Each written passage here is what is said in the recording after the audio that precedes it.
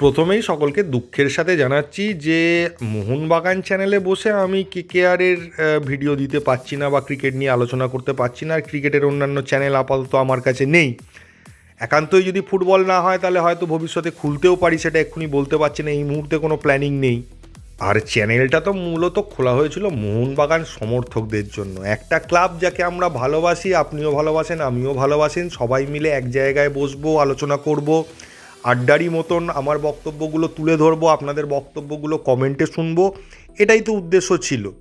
অনেকেই আবার মনে করেন যে টাকা কামানোটাই শুধু উদ্দেশ্য বলে চ্যানেলটা খুলেছি। তাদেরকে আমি বারবার বলেছি, দাদা তাহলে শুধু মোহনবাগান নিয়ে কথা বলতাম না, মোহনবাগান, ইস্টবেঙ্গল, অন্যান্য ক্লাবগুলো নিয়েও আলোচনা করতাম। স্বাভাবিকভাবেই যখন মোহনবাগান নিয়ে আলোচনা করি তখন দর্শকের সংখ্যাটাও সীমিত হয়ে যায়, মোহনবাগানের বাইরের লোকজনেরা খুব বেশি এটা নিয়ে ইন্টারেস্ট দেখাবে না, এটাও জানা ছিল। মোহনবাগানের সমর্থকদের হায়েস্ট কতও যেতে পারে, সেটা 60-70 হাজার পর্যন্ত সাবস্ক্রাইবার হতে পারে, তার বেশি কোনো দিনই হবে না। তো সেটা জেনেও তো চ্যানেলটা খুলেছিলাম, তাহলে তো চ্যানেল খোলার আগেই অনেক রকম প্ল্যানিং করতে পারতাম, বা সিচুয়েশান অনুযায়ী নিজেকে চেঞ্জ করে দিয়ে চ্যানেলের নাম বাংলার ফুটবল বা ভারতীয় ফুটবল বা সেরম রিলেটেড কোনো নামও দিতে পারতাম। আবার যে বিষয়ে কিছু জানি না, কিছুটা শুনিনি, কিন্তু একটা চমক দিয়ে হেডিং দিয়ে দিলাম, যেটা দেখে আপনারা পুরো চ্যানেলটা ভিডিওটা খুললেন, দেখলেন, দেখে বুঝলেন কিছুই নেই, ঢপ মারছি, সেটাও করতে পারছি না। তাই খবর অত্যন্ত সীমিত। দুটো একটা খবর রয়েছে মোহনবাগান কেন্দ্রিক, হয়তো আপনারা পেয়ে গেছেন, সোশ্যাল মিডিয়ায়ও বেরিয়েছে খবর। তবে আইএসএল নিয়ে কিছু খবর পাচ্ছি, সেটা হয়তো সোশ্যাল মিডিয়ায় বেরোয়নি, সেই সব কিছু আপনাদের সঙ্গে শেয়ার করে নিচ্ছি। প্রথমে যদি মোহনবাগানকে নিয়ে আসি, মোহনবাগানে সার্জিও লোবেরা পাসিং ফুটবল খেলাচ্ছেন এবং পাসিং ফুটবলে জোর দিচ্ছেন, যেটা আপাত দৃষ্টিতে দেখলে একটা ভালো বিষয়। কারণ আমরা বারবারই মোহনবাগানের লাস্ট কয়েক বছরের খেলায় পাসিং ফুটবলটা মিস করেছি। আমরা বলেছি যে টিম জিতছে, সব ঠিক আছে, কিন্তু খেলার মধ্যে সেই সৌন্দর্য বা একটা ভালো খেলা আমরা দেখতে পাচ্ছি না। পাসিং ফুটবলে জোর দিয়ে খেললে খেলা সবসময় দৃষ্টিনন্দন হয়, দেখতেও ভালো লাগে, এবং মোহনবাগান সমর্থকদের এই চাহিদাটাও ছিল। এছাড়া লোবেরা অ্যাটাকিং কোচ, স্বাভাবিকভাবে তিনি প্র্যাকটিসও করাচ্ছেন অ্যাটাকিং ফুটবল, যেটাও আমাদের কাছে দৃষ্টিনন্দন। তো এইটা বোঝা যাচ্ছে ক্লিয়ারলি যে মোহনবাগান ম্যাচ জিতুক হারুক কী হবে কেউ বলতে পারে না, কিন্তু মোহনবাগান যে খেলাটা খেলতে চলেছে সেটা একটা দৃষ্টিনন্দন ফুটবল হতে চলেছে। কিন্তু অবশ্যই প্রশ্ন থেকে যাচ্ছে যে আপনি দৃষ্টিনন্দন ফুটবল খেললেই সবসময় রেজাল্ট আসবে তা তো নয়, রেজাল্টটাও ফ্যাক্টর করে। তো রেজাল্ট কী আসবে, ম্যাচ কতটা জিততে পারবে, এগুলো তো প্রশ্ন থাকবেই, এবং সেই প্রশ্নের উত্তর একমাত্র আপনি ম্যাচ খেলা শুরু হলে, ম্যাচে নামলে মোহনবাগান, তখনই জানতে পারবেন। অথবা এটাও বলতে পারেন যে অন্তত 4-5টা ম্যাচ খেলার পর একটা আন্দাজ করা যাবে যে টিমটা কোন দিকে যাচ্ছে বা কী হলো, এতদিনে তারা কি করলো। তবে প্র্যাকটিস দেখে যেটা মনে হচ্ছে, লোবেরা এখনও কিছুটা এক্সপেরিমেন্ট করে দেখে নিচ্ছেন, এবং যদ্দূর সম্ভাবনা 3জন মাঝমাঠ আর অ্যাটাক মিলিয়ে 3জন বিদেশি ওপরে তিনি রাখবেন, এবং ডিফেন্সে একজন বিদেশি নিয়েই খেলবেন, এটাই মনে করা হচ্ছে। কারণ তার প্র্যাকটিসে সেটাই দেখা যাচ্ছে বারবার, মানে ম্যাকলারেন সামনে থাকবে, তার পেছনে দুজন থাকবে, সেটা কামিন্স দিমি হতে পারে, রবসান দিমি হতে পারে, কামিন্স রবসান হতে পারে, যে কোনো একটা কম্বিনেশান যেটা ক্লিক করবে।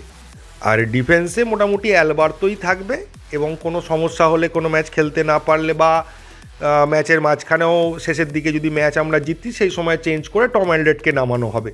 অথবা আমরা যদি প্রথম দিকে অ্যাটাকিং খেলে গোলটা তুলে নিতে পারি, সেক্ষেত্রে শেষের দিকে দুজন বিদেশি ডিফেন্ডার দিয়ে আমরা ডিফেন্সটাকে লক করে দিতে পারি। এটাই মনে হচ্ছে লোবেরা স্ট্র্যাটেজি, তার প্র্যাকটিস দেখে যেটা মনে হচ্ছে। আবার টম অ্যালড্রেটকে চেঞ্জ করেও একটা মিডফিল্ডার বিদেশি আনা যেতে পারে, মানে যেটা লোবেরার সব থেকে পছন্দের বিদেশি যেটা হয়, সেটা হচ্ছে সিডিএম কাম সেন্টার ব্যাক। মানে কোনো কারণে সেন্টার ব্যাক খেলতে না পারলে সে সেন্টার ব্যাক খেলে দেবে, আর জেনারেলি ম্যাচে সে সিডিএম হিসেবে নামবে। তো সেটাও যে এই মুহূর্তে হতে পারে বা হবেই, সেটাও জোর দিয়ে বলা যাচ্ছে না, কারণ সেরকম কোনো ইঙ্গিত আপাতত পাওয়া যায়নি। কিন্তু এই তো গেল আমাদের মোহনবাগানের খবর, কিন্তু বিষয়টা হচ্ছে মোহনবাগান মাঠে নামবে, খেলবে কোথায়? খেলতে গেলে আইএসএল হতে হবে, আর সেখানেই চলে আসছে আইএসএল নিয়ে যে খবরটা পাওয়া যাচ্ছে 20শে ডিসেম্বর একটা কিছু হতে চলেছে। মানে ব্যাপারটা কি, যতদূর আমার কাছে অন্তত খবর আছে, যে একটা প্রস্তাব পাস করানো হবে 20 তারিখ, যে মানে জেনারেল মিটিংটা রয়েছে ওদের। এবার কি পাস করাবে সেটা তো সব থেকে বড় প্রশ্ন।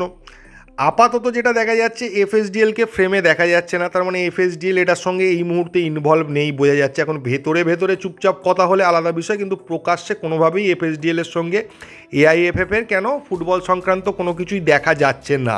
অন্য কোনো প্যারালাল কোম্পানি যারা আইএসএল চালাতে পারে তাদেরও খুব একটা কিন্তু কাউকে দেখা যাচ্ছে না যে অন্য কোনো কোম্পানি ভেতরে ভেতরে কথা বলছে আইএফএফের সঙ্গে বা তারাই দায়িত্ব নিচ্ছে, সেটাও কিন্তু আপাতত দেখা যাচ্ছে না। কিন্তু এটাও খবর পাওয়া যাচ্ছে যে 20 তারিখে একটা প্রস্তাব পাস করানোর চেষ্টা করা হবে বা প্রস্তাব পাস করানো হবে। তো তাহলে প্রশ্ন আসছে কী প্রস্তাব? তাহলে যেটা একমাত্র অপশান পড়ে রয়েছে সেটা হচ্ছে ওই ক্লাব জোট, যেটা আমি আপনাদের আগেই বলেছিলাম যে একটা খবর রয়েছে ক্লাব জোটই টুর্নামেন্টটা হয়তো করবে, এবং সিচুয়েশান সেই দিকেই ইঙ্গিত দিচ্ছে। ক্লাব জোটের যে দাবিগুলো রয়েছে কনস্টিটিউশন চেঞ্জ করার, সম্ভবত সেই দাবিগুলোকেই সর্বসম্মতি নিয়ে পাস করাবে, কারণ কল্যাণ চৌবে নিজে চাইলে তো আর দুম করে কনস্টিটিউশন চেঞ্জ করে দিতে পারবে না, তাকে সবার মত নিয়ে বিলটাকে পাস করাতে হবে তার মধ্যে জেনারেল মিটিংয়ে। আর পাস একবার হয়ে গেলে আমরা জেনে যাব যে কি হতে চলেছে, মানে কারা টুর্নামেন্টটা করছে, এবং সেটা করার জন্য তাদের একটা মিনিমাম টাইম লাগবে। যদি 20 তারিখ সেরকম কিছু ফাইনাল পাস হয় তাহলে জানুয়ারির 15 তারিখের মধ্যে টুর্নামেন্ট শুরু হবার একটা ক্ষীণ সম্ভাবনা রয়েছে।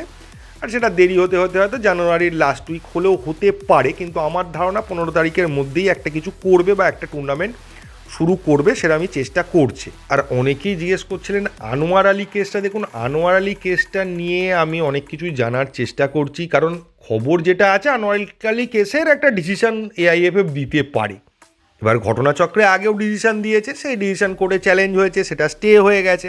তো যতক্ষণ না কিছু কংক্রিট আপডেট আসছে বা কিছু একটা হবেই এরকম বোঝা যাচ্ছে, ততক্ষণ এটা নিয়ে আলোচনা করে কোনো লাভ নেই, কারণ এটা বহু পুরনো ম্যাটার, বহুবার শোনা হয়েছে আজ নয় কাল একটা ডিসিশান হবে, কিন্তু আলটিমেটলি কিছু ডিসিশানই হয়নি। তাই বেকার ফালতু কথা বলে যে আজ হবে কাল হবে এবার হয়েই যাবে এইবার তো হলোই, এই সব বলে কোনো লাভ আছে বলে আমার অন্তত মনে হয় না। তো সেই জন্যই আমি ওটা নিয়ে এই মুহূর্তে আলোচনা করছি না। কোনো কংক্রিট কিছু পেলে, কোনো খবর থাকলে সেরকম রিলায়েবল সোর্স থেকে তখন জানাবো। আর মনে হয় না যে আগের যে ডিসিশান ছিল সেখান থেকে খুব বেশি কিছু চেঞ্জ হবে বা একদম 180 ডিগ্রি ঘুরে একদম অন্যরকম ডিসিশান দেবে, সেটাও মনে হয় না। ফলে আগের ডিসিশানের আশেপাশেই কিছু একটা ডিসিশান থাকবে, টাকার অঙ্ক কম বেশি, শাস্তির পরিমাণ একটু কম বেশি, এই হতে পারে। তো এই ছিল মোটামুটি খবর, এর বেশি তো কিছু খবর নেই। এরপরে খবর দিতে গেলে আমাকে খবর তৈরি করতে হবে, বানাতে হবে, আর সেটা আমি করতে পারছি না এই মুহূর্তে। তো এই ভিডিওতে এইটুকুই। থ্যাংক ইউ, ধন্যবাদ এবং জয় মোহনবাগান।